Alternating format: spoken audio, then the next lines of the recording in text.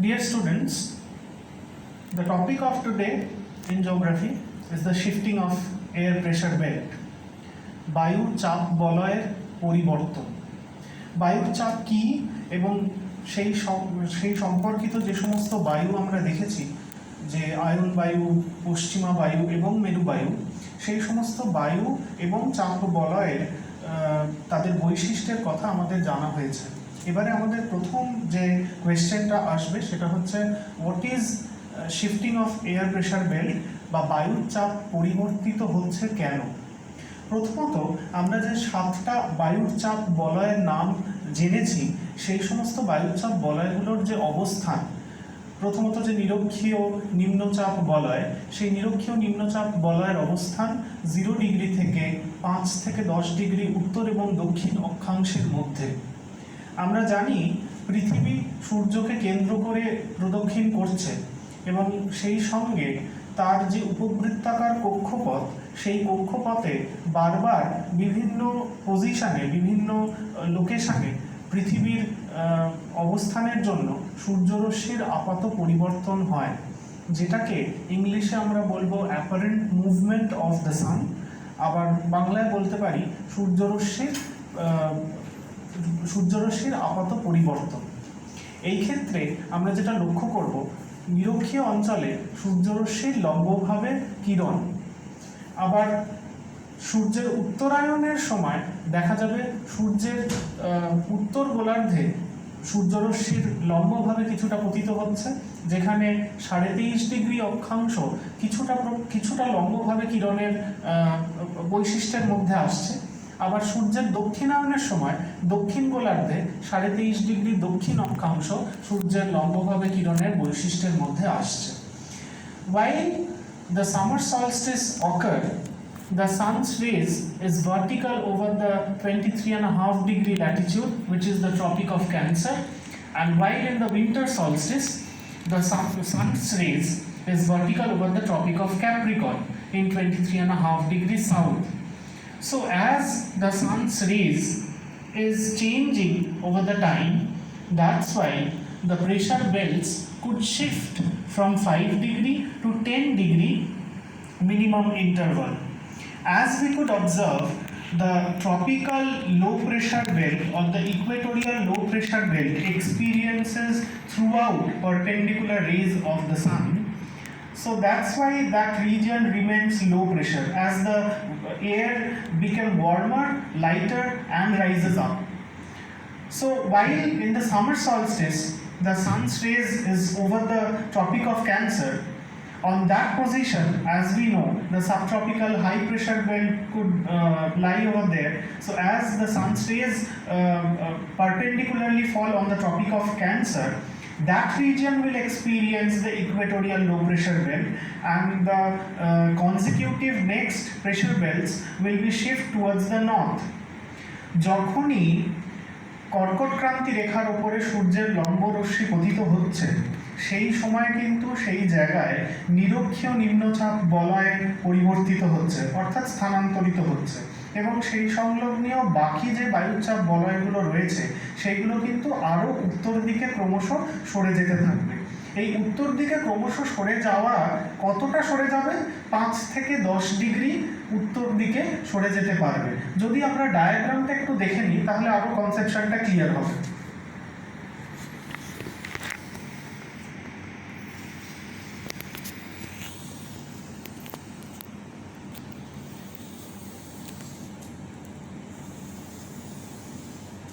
If this is the equatorial low pressure belt, which is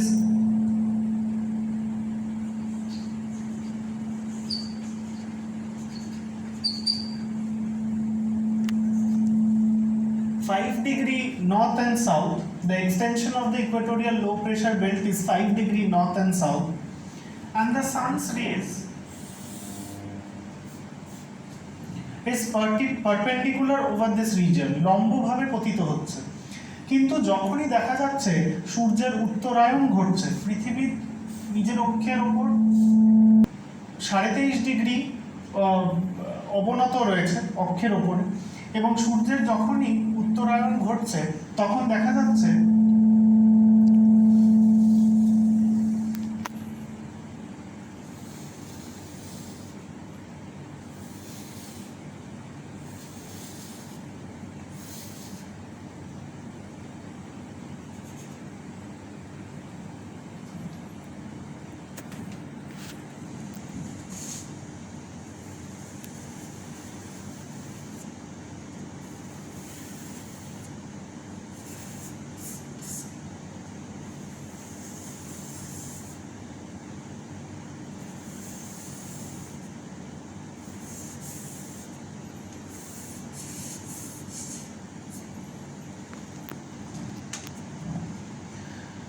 when the sun's rays is perpendicular over this region, the equatorial low pressure belt could shift towards the north. কিছুটা হলেও 5 থেকে 10 degree এই বলয়টা উত্তর গোলার্ধে কিন্তু shift করতে থাকবে। আবার দক্ষিণায়নের সময় দেখা যাচ্ছে ট্রপিক অফ ক্যাপ্রিকর্ন, মকরক্রান্তি রেখা, তার উপরে সূর্যের লম্ব রশ্মি পতিত হবে, যে কারণে কনজিকিউটিভ যে বলয়গুলো থাকবে সেগুলো কিন্তু 5 থেকে 10 ডিগ্রি দক্ষিণের দিকে স্থানান্তরিত হতে থাকবে। এই যে অবস্থা, এটাকেই shifting of air pressure belt বা বায়ুর চাপ বলয়ের পরিবর্তন বলে আমরা অভিহিত করতে পারি। পৃথিবীর 4টি যে দশা, অ্যাপারেন্ট মুভমেন্টের যে 4টে ফেজ,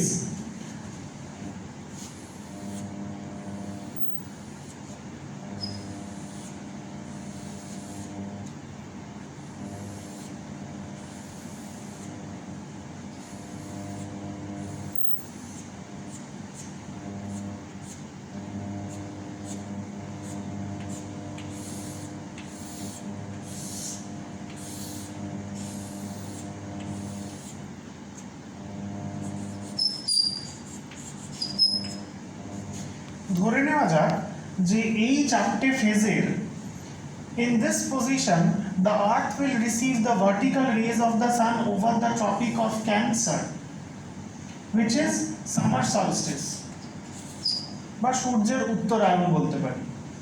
ঠিক এই পজিশনে যখন আসছে পৃথিবী, তখন নিরক্ষরেখার উপরে সূর্যরশ্মি লম্বভাবে পতিত হচ্ছে এবং দুটি গোলার্ধই সমানভাবে দিন ও রাত্রি এক্সপিরিয়েন্স করছে। যখন এই পজিশনে পৃথিবী চলে আসছে, তখন দেখো যে দক্ষিণ মেরুটা সূর্যের দিকে কিছুটা অবনত হয়ে রয়েছে, যে কারণে মকরক্রান্তি রেখার উপরে সূর্যরশ্মির লম্ব রশ্মি পতিত হবে।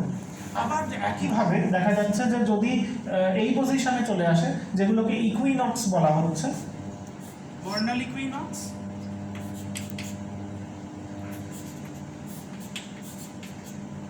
আর অটোমনাল ইকুইনক্স, এই ইকুইনক্স পজিশনগুলোতে কিন্তু মহাবিষুব এবং জলবিষুব, এই ইকুইনক্স পজিশনগুলোতে পৃথিবীর নিরক্ষরেখার উপরে সূর্যরশ্মি লম্বভাবে পতিত হচ্ছে, যে কারণে দুটি গোলার্ধই একইভাবে সমান বায়ুচাপ বলয়ে থাকবে। শুধুমাত্র এই দুটো পজিশনে বায়ুচাপ বলয়গুলোর স্থানান্তরণ ঘটে থাকে 5 থেকে 10 degree. Now the question is, what are the effects of shifting of air pressure belt? What are the consequences about the changes in the air pressure belt? আমরা আগেই পড়েছিলাম যে প্রেসার বেল্টের সাথে সাথে যে উইন্ড সিস্টেমটা প্রিভেল করছে, which is known as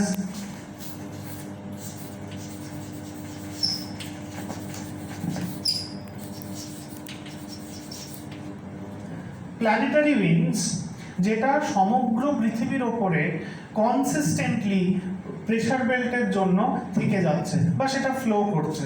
কি কি planetary winds? Subtropical high pressure belt থেকে ইকুয়েটোরিয়াল লো প্রেসার বেল্টে ট্রেড উইন্ডস প্রিভেল করবে, আয়ন বায়ু। নিরক্ষীয় উচ্চচাপ ক্রান্তীয় উচ্চচাপ বলয় থেকে নিরক্ষীয় নিম্নচাপ বলয়ের দিকে যে বায়ুটা প্রবাহিত হবে সেটাকে বলা হচ্ছে আয়ন বায়ু।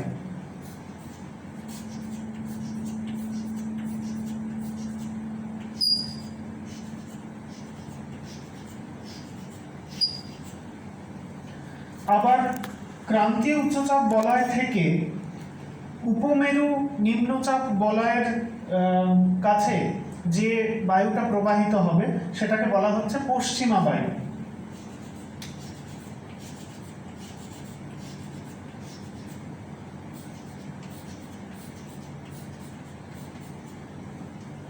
ঠিক আছে, আচ্ছা, এবারে যেটা আমাদের মেন এফেক্ট, যেটা মেন প্রভাব, সেটা কি আমরা আগে একটু দেখে নিই।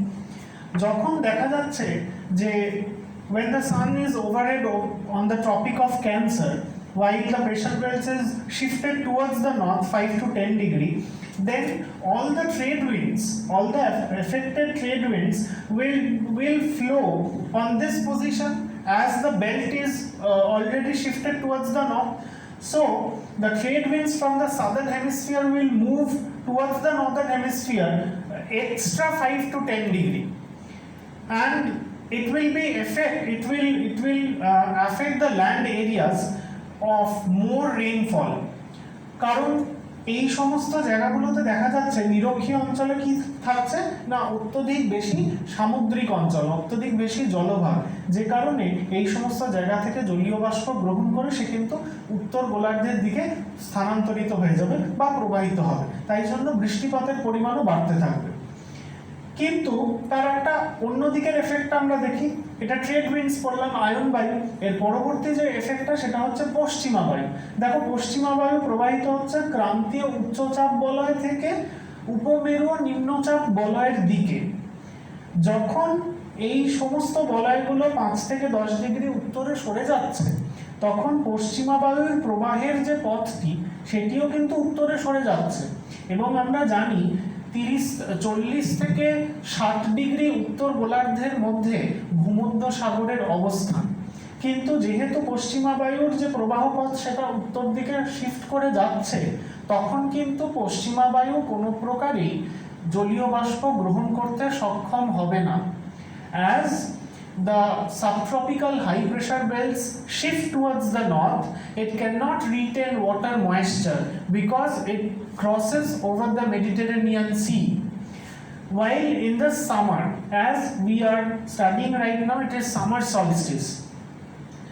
But in the case of winter solstice, when the pressure belts will shift towards the south, the subtropical high pressure belt will downward, will come at 5 to 10 degree below actual position থেকে 5 থেকে 10 degree নিচের দিকে চলে আসবে। Then the westerlies could prevail over the Mediterranean Sea and could retain moisture, and the characteristics of the westerlies is winter rainfall. শীতকালীন বৃষ্টিপাত পশ্চিমা বায়ুর কিন্তু প্রধান বৈশিষ্ট্য, অর্থাৎ দেখা যাচ্ছে যে যখনই ক্রান্তীয় উচ্চচাপ বলয়টা নিচের দিকে স্থানান্তরিত হয়ে যাচ্ছে, তখন ভূমধ্য সাগর থেকে জলীয় বাষ্প গ্রহণ করে মহাদেশের পশ্চিম প্রান্তে পশ্চিমা বায়ুর দ্বারা বৃষ্টিপাত ঘটতে সক্ষম হচ্ছে। Those are the effects of air pressure belts. And from this portion of the chapter you could have different types of question like why there are desert at the western side of the continent and why the westerlies could precipitate at the winter season. Name some of the desert which is observed, which is developed due to the westerlies in some of the continents, like Sonoran Desert in California and Atacama Desert of South America, and this kinds of answer you could study over this portion of your chapter. এই বায়ুচাপ বলয়ের পরিবর্তনের কারণ এবং তার প্রভাব diagram দিয়ে আমরা একটুখানি কোয়েশ্চেন হিসাবে লিখে নিতে পারবো, আনসার কোয়েশ্চেন এবং আনসার হিসাবে লিখে নিতে পারবো। প্ল্যানেটারি উইন্ডসের পর আমরা shifting of the air pressure বেল্টটা একটু দেখে নিয়েছি, এবং এই বায়ুচাপ বলয়ের সাথে সাথে তারপরের যে বায়ু প্রবাহের যে শ্রেণীবিভাগগুলো, বায়ুচাপ বলয়ের সাথে সাথে বায়ুর প্রবাহের যে শ্রেণীবিভাগগুলো, তার মধ্যে শুধু আমরা দেখেছিলাম প্ল্যানেটারি উইন্ডস, বা যেটাকে আমরা বলতে পারি নিয়ত বায়ু প্রবাহ। সেই নিয়ত বায়ু প্রবাহের পরে আমরা যেটা দেখবো সেটা হচ্ছে পিরিয়ডিক্যাল উইন্ডস বা সাময়িক বায়ু। নামটা শুনেই বোঝা যাচ্ছে যে একটা স্পেসিফিক একটা কোনো টাইম, কোনো স্পেসিফিক একটা সময়, সেই সময়ই যদি কোনো বিশেষ প্রকারের বায়ু প্রবাহিত হয়, তাহলে সেই বায়ুকে আমরা সাময়িক বায়ু বা পিরিয়ডিক্যাল উইন্ডস বলতে পারি। What are the examples of such periodical winds? Number 1, it will be land breeze and sea breeze. Number 2, it will be the mountain breeze and valley breeze. And number 3, it is the greater version of the sea breeze, which is known as monsoon winds. So all of these are the periodical winds. সাময়িক বায়ু। কেন সাময়িক? কারণ সেটা কিন্তু vary করতে পারে দিনের কোনো বিশেষ সময় কিংবা কোনো একটি মাসের একটি বিশেষ সময় বা বছরের কোনো একটি বিশেষ সময় সেটি প্রবাহিত হতে লক্ষ্য করা যেতে পারে। প্রথমে আসা যাক ল্যান্ড ব্রিজ আর সি ব্রিজ, সমুদ্র বায়ু এবং স্থলবায়ু।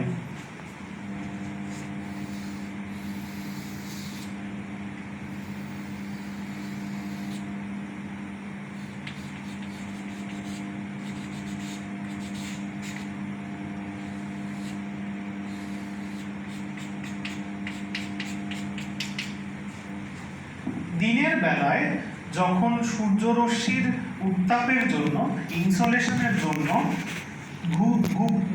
ভূমিভাগ এবং জলভাগ সেই তাপীয় শক্তি গ্রহণ করে, তখন জলভাগের তুলনায় ভূমিভাগ অনেক তাড়াতাড়ি সেই তাপ শক্তিকে গ্রহণ করতে সক্ষম হয়, যে কারণে ভূমিভাগের উপরিস্থিত যে বায়ু সেটা অতিরিক্তভাবে উষ্ণ হয়ে যায়, এবং উষ্ণ বায়ু আমরা জানি যে হালকা হয় এবং উপরের দিকে স্থানান্তরিত হয় বা উপরের দিকে উঠে যেতে থাকে।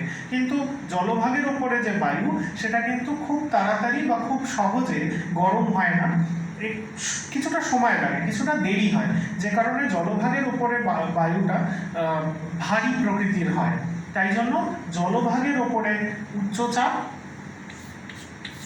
আর ভূমিভাগের ওপরে যেহেতু তাপ গ্রহণ করার ফলে বায়ু হালকা হয়ে উপরের দিকে উঠে যাচ্ছে, তাই জন্য ভূমিভাগের ওপরে লো প্রেশার বা নিম্নচাপ স্থিত হবে।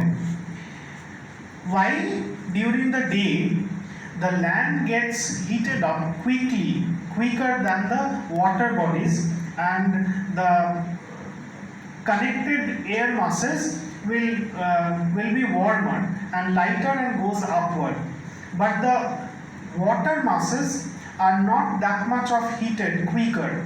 So over the sea it will be high pressure, and over the land it will be low pressure. And as we all know, the wind will prevail from the high pressure to the low pressure region, so the wind will prevail from the sea to the land. This wind is termed as sea breeze.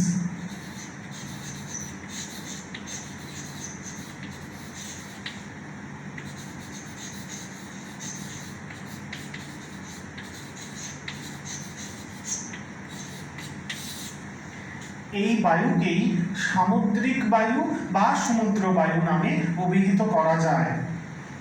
এর ঠিক opposite ফেনোমেনাটা তৈরি হয় রাত্রিকালের সময়, অর্থাৎ দিনের শেষে যখন সূর্য চলে যায়, সূর্য অস্ত হয়ে যায়,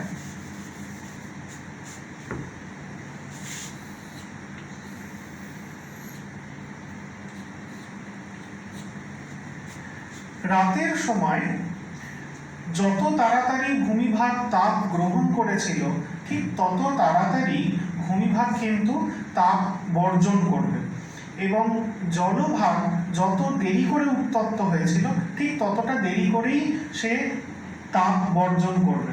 অর্থাৎ এই ক্ষেত্রে কি লক্ষ্য করা যাবে, ভূমিভাগ তাড়াতাড়ি তাপ বর্জন করার ফলে সেখানে বায়ু শীতল হয়ে যাবে এবং সেই জায়গায় বায়ু নিচের দিকে নেমে আসবে, অর্থাৎ ভূমিভাগের ওপরে সেই জায়গাটা হয়ে যাবে হাই প্রেশার। আর ঠিক সমুদ্রের ওপরে যেহেতু সমুদ্র দেরিতে তাপ বর্জন করবে, সেই জন্য সেই সংলগ্নীয় যে বায়ু সেটা উত্তপ্ত হয়ে ওপরের দিকেই অবস্থান করবে, যে কারণে the water mass will experience low pressure, and the land mass, as it radiates heat quickly, so it will experience high pressure. The air masses will subside on the land mass and create and gives high pressure over the land masses. So as we know, the wind will prevail from the high pressure to the low pressure region. It will prevail from the land to the sea.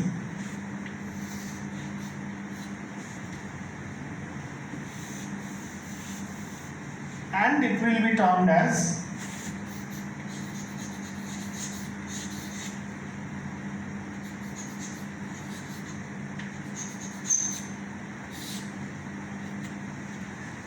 স্থলবায়ু land breeze. তাহলে একই দিনের মধ্যে ডায়ুরনাল rate of change, দৈনিক তাপমাত্রার পার্থক্যের জন্য যে বায়ু প্রবাহ ঘটে থাকছে তার মধ্যে দুটো ক্লাসিফিকেশন দেখলাম, ল্যান্ড ব্রিজ, সি ব্রিজ, সমুদ্র বায়ু এবং স্থলবায়ু। এর পরবর্তী যে বায়ুটা আমরা দেখব পিরিয়ডিক্যাল উইন্ডসে, সেটা হচ্ছে mountain bridge and valley bridge.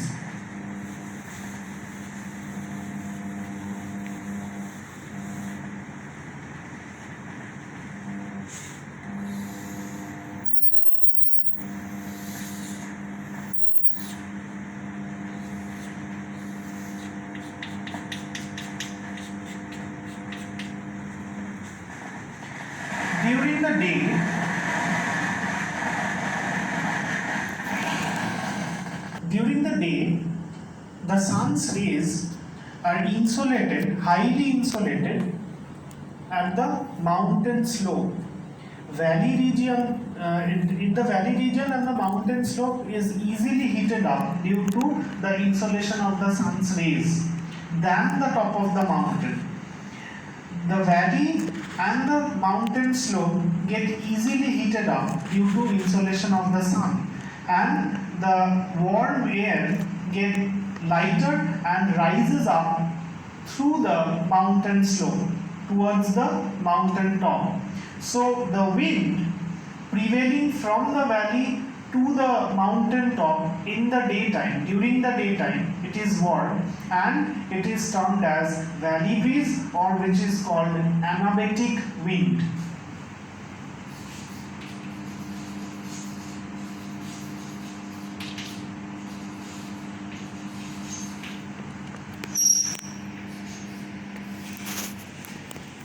The warmer, lighter air is termed as anabatic wind.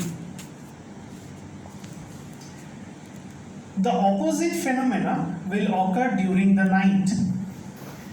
If there is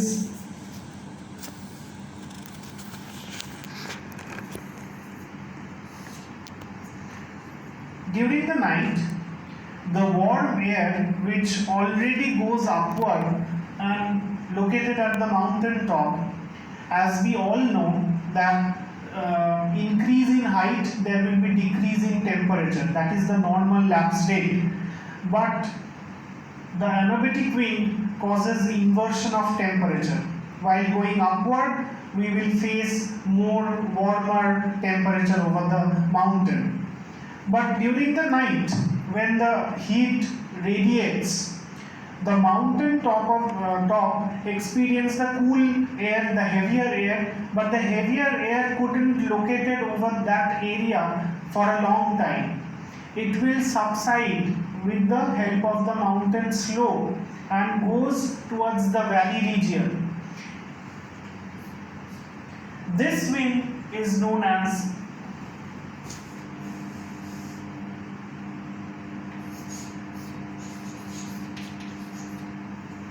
katabatic wind or mountain wind.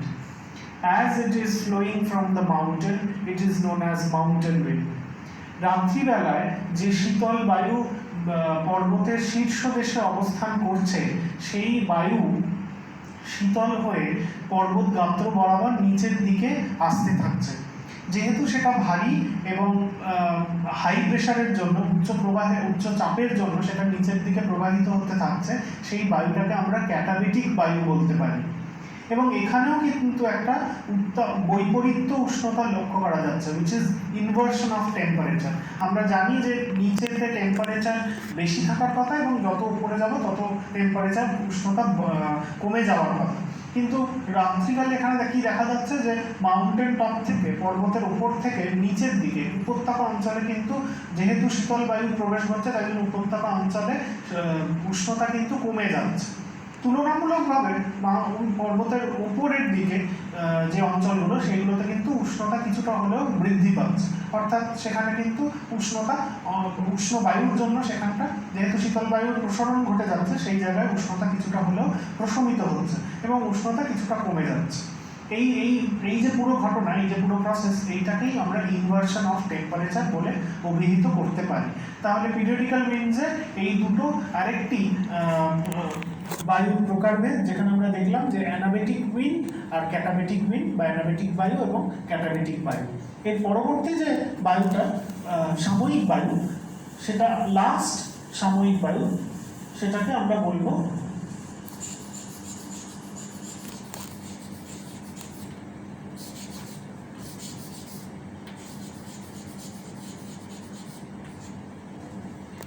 monsoon wind, which actually derives from the Arabic word mausim, which means season.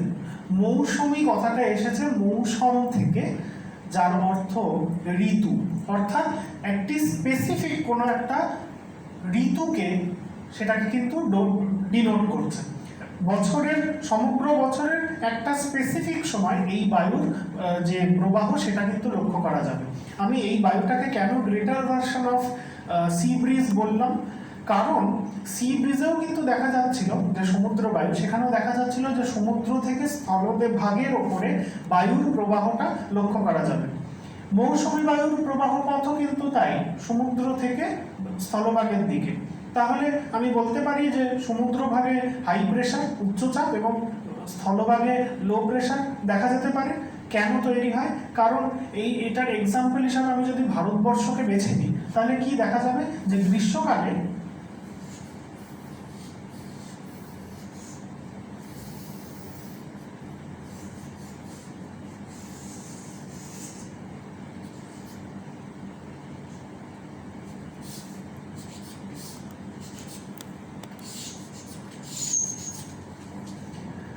গ্রীষ্মকালে ভূমিভাগ অত্যন্ত উষ্ণ হয়ে যাচ্ছে এবং সেই সময় কি হচ্ছে, সমগ্র ভূমিভাগে নিম্নচাপ থাকছে, তার উপরে নিম্নচাপের বৈশিষ্ট্য সেখানে পরিলক্ষিত হচ্ছে, এবং সমুদ্রের অঞ্চলে কি থাকছে, সেখানে উচ্চচাপ পরিলক্ষিত হচ্ছে। এবং ঠিক গ্রীষ্মকালের পরবর্তীকালেই যে ঋতুটা আসছে সেটা হচ্ছে মৌসুমী। যেহেতু একটি ঋতুর নাম দেওয়া হয়েছে মৌসুমী বায়ু, সেই ঋতুতেই আসছে, তাই জন্য এটাকে মৌসুমী বায়ু বলা হচ্ছে। এটা কিন্তু আয়ন বায়ুর এক প্রকারভেদ, কারণ মৌসুমী বায়ু যে অঞ্চলগুলোতে বেশি লক্ষ্য করা যাচ্ছে সেই অঞ্চলগুলো হচ্ছে নিরক্ষীয় রেখার কিছুটা উত্তর এবং দক্ষিণ অংশের যে দেশগুলো রয়েছে সেখানে। অর্থাৎ দেখো যে সমুদ্র থেকে স্থলভাগের দিকে মৌসুমী বায়ুর যে আগমন সেটা কিন্তু লক্ষ্য করা যাচ্ছে। As the monsoon wind prevails from the Arabian Sea and the Bay of Bengal towards the main landmass, it is called the periodical winds, and it has two classification.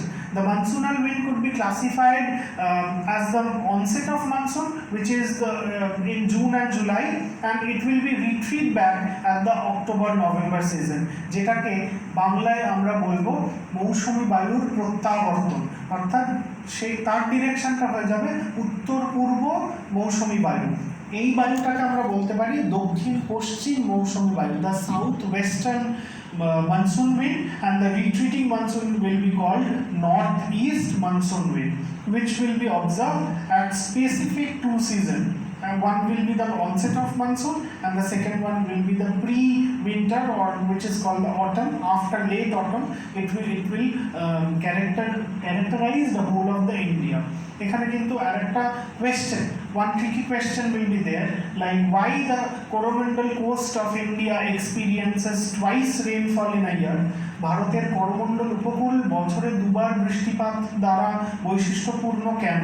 তখন কিন্তু এই মৌসুমী বায়ুর যে আগমন এবং প্রত্যাবর্তন সেটা আমাদের একটুখানি ডিসকাস করতে হবে। Now how it is mechanized, like the onset of the monsoon is prevalent during the first week of June, which is the southwest monsoon. This wind precipitates over this region, but while entering towards the main landmass, it is less rain bearing, as already precipitated at the western coast. But while marching towards this branch of monsoon wind, it could retain more water and precipitate over Bengal basin. But while retreating back during the autumn, during the late autumn, during the winter, The wind is onshore, as the wind is less rain bearing, it is coming from the land.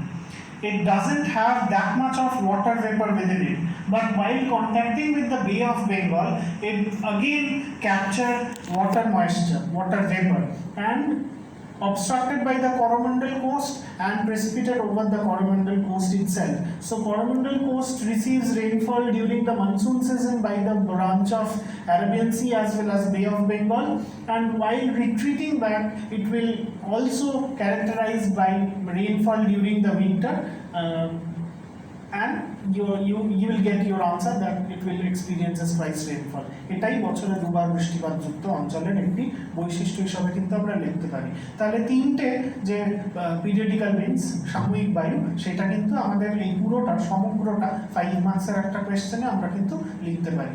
That's all. Periodical উইন্ডসের পর, সাময়িক বায়ুর পর আমরা যে বায়ুটা দেখব সেটাকে বলবো আমরা স্থানীয় বায়ু বা লোকাল উইন্ডস।